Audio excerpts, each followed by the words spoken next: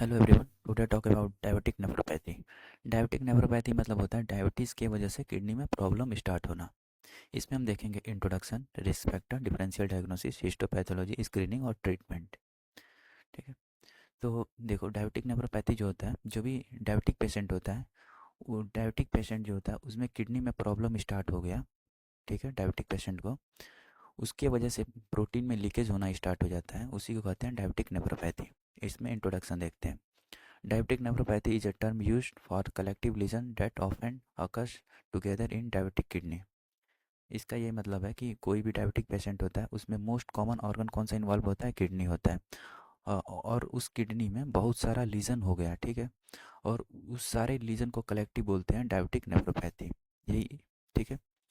It can be develop by the type 1 या type 2 diabetic mellitus, दोनों से ही develop हो सकता है डायबिटिक नेफ्रोपैथी। मोस्ट कॉमन क्या है, कॉज क्या है, CKD। ठीक है। Most common causes of kidney transplantation, 40% chance होता है टाइप 2 डायबिटिक मेलाइटस की वजह से डायबिटिक नेफ्रोपैथी होता है। मान लीजिए टाइप 1 डायबिटिक मेलाइटस है और 5 ईयर से है, और HB1C का लेवल 7 से ज़्यादा रह रहा है, तो उसको बहुत ज़्यादा चांस है डायबिटिक नेफ्रोपैथी होने का। और टाइप 2 डायबिटिक मेलाइटस है, वो 20 ईयर से है और HB1C का लेवल 7 से ज़्यादा है, तो बहुत ज़्यादा चांस है डायबिटिक नेफ्रोपैथी होने का। रिस्क फैक्टर क्या क्या है? पहला रिस्क फैक्टर है हाइपोग्लाइसीमिया, सेकंड है हाइपरटेंशन, थर्ड है डिसलिपिडीमिया, फोर्थ है स्मोकिंग, और फिफ्थ है फैमिली हिस्ट्री में डायबिटिक नेफ्रोपैथी होगा तो आगे ट्रांसफ़र होगा। डिफरेंशियल डायग्नोसिस में होगा बाइलेटरली किडनी का इनलार्जमेंट। जब हम यूएसजी कराएंगे तो हम उसमें दिखाई देगा कि किडनी का इनलार्जमेंट हो रहा है और प्रोटीन का लीकेज भी हो रहा है, तो इससे हम समझ सकते हैं कि डायबिटिक नेफ्रोपैथी है, हो सकता है।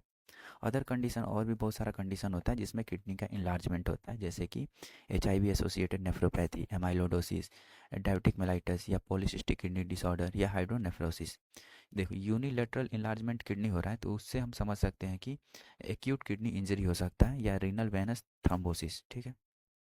तो हम देखते हैं पैथोलॉजी। पैथोलॉजी मतलब स्टडी ऑफ डिजीज कि किडनी में किस किस तरह के प्रॉब्लम्स स्टार्ट हो रहे हैं। 3 टाइप के लीजन इसमें होते हैं। ठीक है।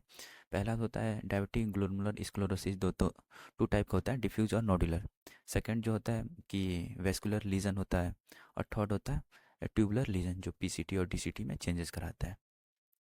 तो वही सेम चीज़ यहाँ पे भी लिखा है, histopathology aspect of diabetic nephropathy. तो जो डायबिटिक ग्लोमेरुलर स्क्लेरोसिस होता है वो 2 टाइप का होता है। पहला होता है कि डिफ्यूज होता है, सेकंड होता है नोडुलर। जो डिफ्यूज होता है वो मोस्ट कॉमन टाइप का होता है और all the part of glomeruli involve होता है। और सेकंड जो होता है नोडुलर, एक हो गया डिफ्यूज, सेकंड हो गया नोडुलर। जो नोडुलर होता है वो मोस्ट स्पेसिफिक होता है और मल्टीपल नोड्यूल्स का फॉर्मेशन होता है। जो नोड्यूल्स हो सकते हैं कि स्फेरिकल, ओवल, लेमिनेटेड या हाईलाइन की तरह हो सकते हैं। ठीक है। और हमने इसमें बोला था कि ट्यूबुलर में चेंजेज होता है तो PCT और DCT डैमेज होने। फिर देखते हैं स्क्रीनिंग टेस्ट। स्क्रीनिंग टेस्ट इसलिए करवाते हैं कि हाउ मच किडनी डैमेज, कितना हमारा किडनी डैमेज हुआ है। स्क्रीनिंग टेस्ट को बोलते हैं एल्बुमिन एक्सक्रीशन रेशियो, या बोल सकते हैं urine albumin creatinine ratio. In spot urine sample we check the urine albumin creatinine ratio. ठीक है। इसमें हम चेक करते हैं यूरिन एल्बुमिन क्रेटिन रेशियो का। ठीक है। Albumin upon urine creatine ratio. मान लीजिए पेशेंट, कोई भी पेशेंट है, उसका 30 to 300 एल्बुमिन क्रेटिन रेशियो आ रहा है। तो मान लीजिए कोई पेशेंट बोल रहा है कि हमने सीरम क्रेटिनिन चेक करवाया था डॉक्टर, तो हमारा सीरम क्रेटिन रेशियो नॉर्मल आ रहा है। लेकिन डॉक्टर बोलेगा कि ये ये तो मोस्ट स्पेसिफिक टेस्ट होता है किडनी फंक्शन टेस्ट के लिए, और जो सीरम क्रेटिन रेशियो होता है वो राइज होता है लेट, जब तक किडनी 60% डैमेज हो चुका रहता है।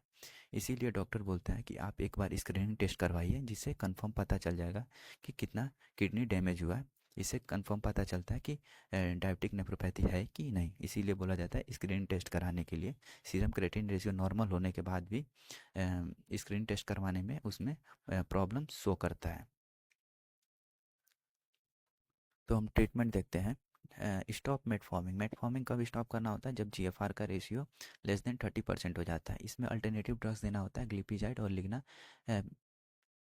लिग्ना ग्लिप्टिन को देना होता है। ठीक है। सेकेंड हम क्या कर सकते हैं, इनिशिएट कर सकते हैं इंसुलिन। इंसुलिन कब देना होता है? जब HB1C का लेवल हाई हो। ठीक है। और वो भी कैलकुलेटिव डोज देना होता है। क्यों कैलकुलेटिव डोज देना होता है? क्योंकि किडनी उस समय तक डैमेज हो चुका होता है। क्योंकि ठीक है। और थर्ड हम उसमें क्या करेंगे, अपन बीपी को कंट्रोल करेंगे। बीपी कंट्रोल कितना करना है, 130/80 mmHg। और एसी इन्वर्टर स्टार्ट कर देंगे, और उसका साइड इफ़ेक्ट क्या होता है, हाइपर कैलेमिया होता है। जब पोटेशियम का लेवल इंक्रीज हो जाएगा, स्टार्ट होने लगा इंक्रीज होना, तो हम एसी इन्वर्टर क्या करेंगे, स्टॉप कर देंगे और स्टार्ट कर देंगे कैल्शियम चैनल ब्लॉकर। जब पोटेशियम का लेवल इंक्रीज नहीं हो रहा है और बीपी कंट्रोल में नहीं आ रहा है, तो हम एसी A+C को कंबाइन स्टार्ट कर देंगे, और ईडीमा हो रहा है पेशेंट को तो थाइजाइड दे देंगे। ठीक है। और आखिरी में जो होता है वर्स्ट केस हो रहा है, तो एंड स्टेट रीनल डिजीज़ हो रहा है, तो उसमें क्या करना होता है, पेशेंट का पोटेशियम का लेवल ज़्यादा हो रहा है तो अल्फ़ा ब्लॉकर का यूज़ करने लगेंगे।